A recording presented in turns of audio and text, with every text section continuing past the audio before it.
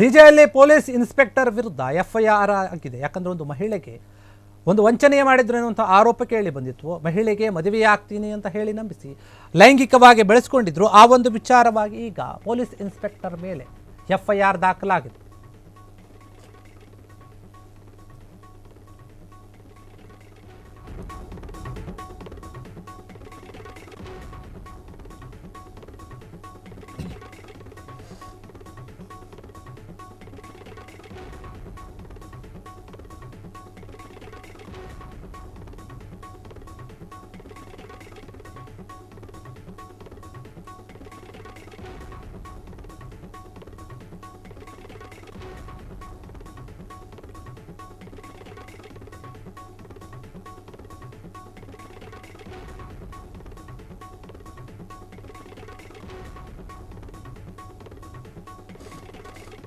DJ Halli inspector ಏನಿದ್ದಾರೆ ಅವರ ಮೇಲೆ ಒಂದು ಆರೋಪ ಕೇಳಿ ಬಂದಿತ್ತು. ಮಹಿಳೆಗೆ ನಂಬಿಸಿ ಮೋಸ ಮಾಡಿ ಲೈಂಗಿಕವಾಗಿ ಬಳಸಿಕೊಂಡು ವಂಚನೆ ಮಾಡಿದ್ದಾರೆ ಎನ್ನುವಂಥ ಒಂದು ಆರೋಪ ಕೇಳಿ ಬಂದಿತ್ತು. ಆ ಒಂದು ವಿಚಾರವಾಗಿ ಈಗ ಅವರ ಮೇಲೆ FIR ಆಗಿದೆ.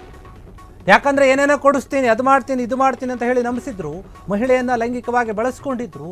ಆ ಮಹಿಳೆ ಈಗ ಬಂದು ಆರೋಪ ಮಾಡ್ತಾ ಇದ್ದಾರೆ. ಅದು ಸಾಕ್ಷಿ ಸಮೇತ ಅವರು ಮಾಡಿರುವಂಥ ಒಂದು ವಾಟ್ಸಪ್ ಚಾಟ್ಗಳಿಂದ ಅದನ್ನ ಇಟ್ಕೊಂಡು ನೋಡಿ ನನಗೆ ಈ ರೀತಿಯಾಗಿ ಮೋಸ ಆಗಿದೆ ಅಂತ ಡಿಜೆಹಳ್ಳಿ ಇನ್ಸ್ಪೆಕ್ಟರ್ ಸುನಿಲ್ ವಿರುದ್ಧ ಈಗ FIR ದಾಖಲಾಗಿದೆ. ಈ ಒಂದು ವಿಚಾರವಾಗಿ ಗೋವಿಂದಪುರ ಪೊಲೀಸ್ ಠಾಣೆಯಲ್ಲಿ FIR ಆಗಿರುವಂಥದ್ದು.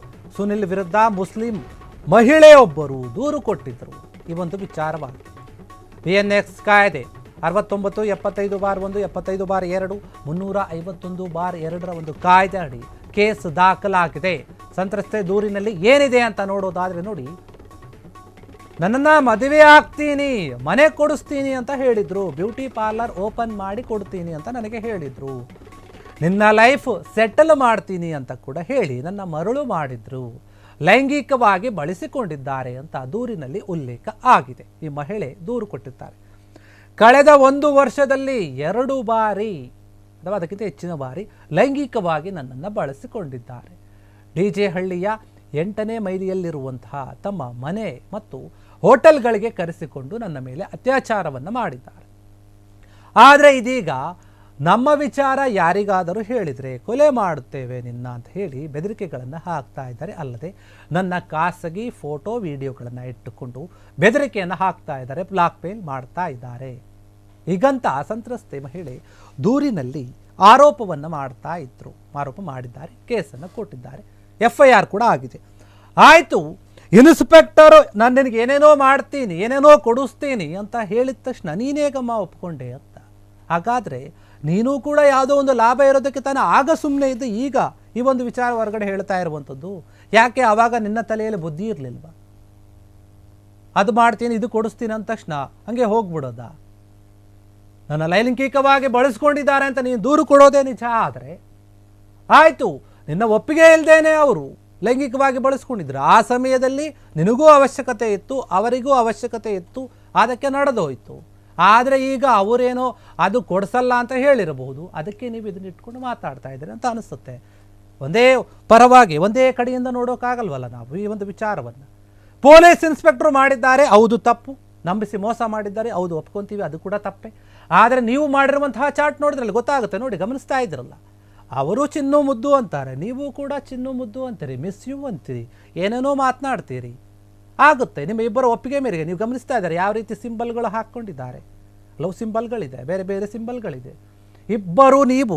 ಇಬ್ಬರು ಚೆನ್ನಾಗಿದ್ದಾಗ ಎಲ್ಲವೂ ಚೆನ್ನಾಗಿತ್ತು, ಇಬ್ಬರು ಕೂಡ ಚೆನ್ನಾಗಿದ್ರಿ, ಇಬ್ಬರು ಇಷ್ಟದಿಂದಾನೇ ಇದ್ರಿ. ಆದರೆ ಈಗ ನಿಮ್ಮ ಮಧ್ಯೆ ಒಡಕು ಬಂದಾಗ ಅವರು ಹೇಳಿದಂತಹ ಒಂದು ಹೇಳಿಕೆಗಳು ಮತ್ತು ಅವರು ಒಡ್ಡಿದ ಆಮಿಷಗಳು ಅವರು ಮಾಡದೇ ಇದ್ದಾಗ, ಅವರು ಹೇಳಿದ್ದನ್ನು ಕೊಡಿಸದೇ ಇದ್ದಾಗ ನೀವು ಈಗ ತಿರುಗಿ ಬಿದ್ದಿದ್ದೀರಿ ಅನ್ನೋದು ಇದರಲ್ಲಿ ಎಲ್ಲೋ ಒಂದು ಕಡೆ ಗೊತ್ತಾಗ್ತಾ ಇದೆ. ಪೊಲೀಸ್ ಇನ್ಸ್ಪೆಕ್ಟರ್ ಪೊಲೀಸ್ ಹುದ್ದೆಯಲ್ಲಿದ್ದು ಆತ ಮಾಡಿರುವಂಥದ್ದು ತಪ್ಪೆ. ಪೊಲೀಸ್ ಇಲಾಖೆ ತಲೆ ತೆಗೆಸುವಂತಹ ಕೆಲಸ. ಮಹಿಳೆಗೆ ನಂಬಿಸಿ ಮೋಸ ಮಾಡಿರುವಂಥದ್ದು ತಪ್ಪೇ ಇಲ್ಲ ಅಂತ ಹೇಳಿಲ್ಲ. ಆದರೆ ಮಹಿಳೆಯ ಒಪ್ಪಿಗೆ ಇಲ್ಲದೆ ಪೊಲೀಸರು ಅಂದ್ರ ಅಥವಾ ನೀವು ಇಲ್ಲ ಅಂದ್ರೂ ನಿಮ್ಮನ್ನು ಎಳ್ಕೊಂಡು ಹೋದ್ರ ಗೊತ್ತಿಲ್ವಲ್ಲ. ಆ ಥರ ಇದ್ದಿದ್ರೆ ಇಲ್ಲಿ ನೀವು ಈ ರೀತಿಯಾಗಿ ಚಾಟ್ ಮಾಡೋಕೆ ಆಗ್ತಾ ಇರಲಿಲ್ಲ. ಯಾರದ್ದು ತಪ್ಪು ಯಾರದ್ದು ಸರಿ ಎಲ್ಲವೂ ಕೂಡ ಡಿಕ್ಲೇರ್ ಆಗಬೇಕಲ್ಲ. ಒಂದು ವೇಳೆ ಅವರು ಹೇಳಿದ ರೀತಿಯಲ್ಲಿ ಅವರು ಮನೆ ಕೊಡಿಸಿದ್ರೆ, ಬ್ಯೂಟಿ ಪಾರ್ಲರ್ ಇಟ್ಕೊಟ್ಟಿದ್ರೆ, ಆಗೇನು ಮಾಡ್ತಿದ್ರೆ ಇದೇ ರೀತಿಯಾಗಿ ನೀವು ಬರ್ತಾ ಇದ್ರಿ ಇಲ್ಲ ತಾನೆ? ಓಕೆ, ನೀನು ಕೊಡಿಸಿದೀಯ, ನಾನು ನಿನ್ನ ಹತ್ರ ಚೆನ್ನಾಗಿದ್ದೀನಿ ಅಂತ ಹೇಳಿ ಸುಮ್ಮನೆ ಆಗ್ತಿದ್ರಲ್ವ. ಆದರೆ ಈಗ ಯಾಕೆ ಪೊಲೀಸು ಏನು ಕೊಟ್ಟೇ ಇಲ್ಲ, ನಿಮ್ಮನ್ನು ಬಳಸ್ಕೊಳ್ಳೋದು ಬಿಟ್ಟರೆ ಬೇರೆ ಏನೂ ಮಾಡಿಲ್ಲ, ಅದಕ್ಕೋಸ್ಕರ ನೀವು ಬಂದು ನಿಂತಿದ್ದೀರಾ. ಈಗ ಒಬ್ಬ ಹೆಣ್ಣು ಮಗಳಿಗೆ ತಾನು ಯಾವ ರೀತಿಯಾಗಿ ಇರಬೇಕು, ಯಾವ ರೀತಿಯಾಗಿ ನಡ್ಕೊಳ್ಬೇಕು ಅನ್ನೋದು ಫಸ್ಟು ತಲೆಯಲ್ಲಿರಬೇಕು. ಯಾರೋ ಏನೋ ಕೊಡಿಸ್ತಾರೆ, ಯಾರೋ ಏನೋ ಹೇಳ್ತಾರೆ, ಏನೋ ಮರಳು ಮಾಡ್ತಾರೆ ಅಂತ ಹೇಳಿ ತುಪ್ಪಕ್ಕಂತ ಬಿದ್ದೋಗ್ಬಿಡೋದಲ್ಲ. ಆತ ಪೊಲೀಸ್ ಆಗಲಿ, ಇದೊಬ್ಬ ನಾರ್ಮಲ್ ವ್ಯಕ್ತಿ ಆಗಲಿ, ಅಥವಾ ಇನ್ನು ಬೇರೆ ಬೇರೆ ಎಲ್ಲೇ ಆಗಿರಲಿ, ಯಾವುದೇ ಸ್ಥಳದಲ್ಲಾಗಿರಲಿ, ಹೆಣ್ಣುಮಕ್ಕಳು ನೀವು ನಿಮ್ಮ ಹಿಡಿತದಲ್ಲಿದ್ದರೆ ಯಾವುದೇ ಒಂದು ಅಪಾಯ ಆಗಲ್ಲ, ಯಾವುದೇ ಒಂದು ತೊಂದರೆ ಆಗಲ್ಲ. ಯಾರೂ ಕೂಡ ನಿಮ್ಮನ್ನು ಬೇರೆ ರೀತಿಯಾಗಿ ನೋಡೋಕ್ಕೆ ಸಾಧ್ಯ ಇಲ್ಲ. ಯಾರೇನೇ ಮಾತಾಡ್ಕೊಳ್ಳಿ, ನೀವು ಕರೆಕ್ಟಾಗಿದ್ರೆ ಎಲ್ಲವೂ ಕರೆಕ್ಟಾಗಿರುತ್ತೆ. ನೀವು ದುಡುಕಿ ಈ ರೀತಿಯಾಗಿ ಮಾಡಿಕೊಂಡು ಈಗ ಪೊಲೀಸರು ನನಗೆ ಮೋಸ ಮಾಡಿದರು, ಅತ್ಯಾಚಾರ ಮಾಡಿದ್ದಾರೆ, ನೀನೇನು ಮಣ್ಣು ತಿಂತಾ ಇದ್ದೀಯಾ ತಲೆಯಲ್ಲಿ? ಅತ್ಯಾಚಾರ ಮಾಡಬೇಕಾದ್ರೆ ಯಾಕೆ ಸುಮ್ಮನೆ ಇದ್ದೆ? ಕೇಳಬೇಕಲ್ಲ. ಹೆಣ್ಣು ಮಕ್ಕಳು ನೀವು ನಿಮ್ಮ ಬುದ್ಧಿ ತಲೆಯಲ್ಲಿ ಇಟ್ಕೊಳ್ಳದೆ ಅವ್ರು ಹೇಳ್ದಂತೆ ತಾಳಕ್ಕೆಲ್ಲ ಕುಡಿದು ನಿಮಗೆ ಬೇಸಿದೆ, ಚೆನ್ನಾಗಿದೆ ಅಂತ ಹೇಳ್ಬಿಟ್ಟು ಅವ್ರು ಚೆನ್ನಾಗಿದ್ದಾಗ ಏನೋ ಎಲ್ಲ ನೋಡ್ಕೊಂಡಿರ್ತಾರೆ. ಅವಾಗ ನೀನು ಹೋಟ್ಲಿಗೆ ಕರೆದ ತಕ್ಷಣ ನೀನೇನಕ್ಕೆ ಹೋದೆ, ಮನೆ ಕರೆದ ತಕ್ಷಣ ನೀನೇನಕ್ಕೆ ಹೋದೆ? ನಿನಗೂ ಆತನಿಂದ ಏನೋ ಬೇಕಾಗಿತ್ತು, ನಿನಗೂ ಆತನಿಂದ ಏನೋ ಒಂದು ಸಹಾಯ ಸಿಗುತ್ತೆ ಅಂತ ತಲೆಯಲ್ಲಿತ್ತು, ಅದಕ್ಕೆ ನೀನು ಹೋದೆ. ಈಗ ಆತೇನು ಕೊಡಲ್ಲ ಅಂತ ಎಲ್ಲ ಕೈ ಎತ್ತಿಬಿಟ್ಟಿದ್ದಾನೆ, ಅದಕ್ಕೆ ನೀನು ಈಗ ಬಂದು ಕೂತೀಯ. ಇದರಲ್ಲಿ ಯಾರ್ದು ಸರಿ ಯಾರ್ದು? ಇಬ್ಬರದು ತಪ್ಪಿದೆ. ಒಬ್ಬರದೇ ತಪ್ಪಂತ ಹೆಂಗೆ ಹೇಳೋಕ್ಕಾಗುತ್ತೆ? ಇನ್ಸ್ಪೆಕ್ಟರ್ ಆತನಿಗೆ ಬೇಕಾಗಿದ್ದು ಆತನಿಗೆ ಸಿಕ್ಕ ನಂತರ ಆತ ನಿನ್ನನ್ನು ಬಿಟ್ಟಿದ್ದಾನೆ, ಅದಕ್ಕೆ ನಿನಗೆ ಆತನಿಂದ ಬೇಕಾಗಿದ್ದು ಸಿಗದೇ ಇದ್ದದಕ್ಕೆ ನೀನು ಆತನನ್ನು ಮತ್ತೆ ಈಗ ಹಿಡ್ಕೊಂಡು ಈ ರೀತಿಯಾಗಿ ಮಾಡ್ತಾ ಇದೀಯ.